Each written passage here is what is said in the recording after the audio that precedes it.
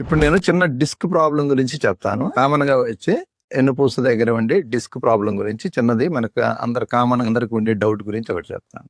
మనం యూజువల్ గా నడుము నొప్పి, కాలు నొప్పితో డాక్టర్ దగ్గరికి వెళ్తాం.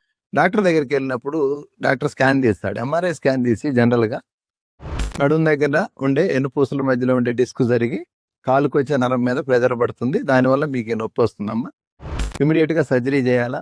కాలు లేదంటే కొంతమంది ఏం చెప్తారంటే డాక్టర్లు సర్జరీ ఇమీడియట్ గా చేయకపోతే కాలు చచ్చు వచ్చే ప్రమాదం ఉందని చెప్తారు.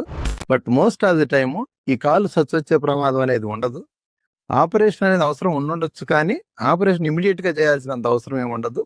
అందుకని డాక్టర్ చెప్పినా కానీ మీరు ప్యానిక్ అవ్వకుండా 1-2 సార్లు ఆలోచించుకొని 1-2 డాక్టర్ ఇద్దరిని కలుసుకొని దానికి ఆపరేషన్ అవసరం లేదా తెలుసుకొని మీరు కూడా కొంత టైం తీసుకొని ముందు మెడిసిన్స్ వాడి దానికి తగ్గనప్పుడు ఆపరేషన్కి వెళ్ళడం అనేది బెటర్. డాక్టర్లు కొంతమంది మరి అంటే తెలియక చెప్పొచ్చు, కొంతమంది వేరే ఉద్దేశంతో చెప్పొచ్చు. సర్జరీ ఇమీడియట్ సర్జరీ చేయాలా లేదంటే కాళ్ళు పడి సచ్చొచ్చే ప్రమాదం అనేది మోస్ట్ ఆఫ్ ది టైం అయితే కరెక్ట్ కాదు. రేర్గా ఎక్కడన్నా రేర్గా కొన్ని మరీ సివియర్గా ఉన్నప్పుడు మటుకి కొంత వీక్నెస్ వచ్చే ఛాన్స్ ఉంటుంది, కానీ బట్ అది రేర్ సిచ్యువేషన్లో ఉంటుంది.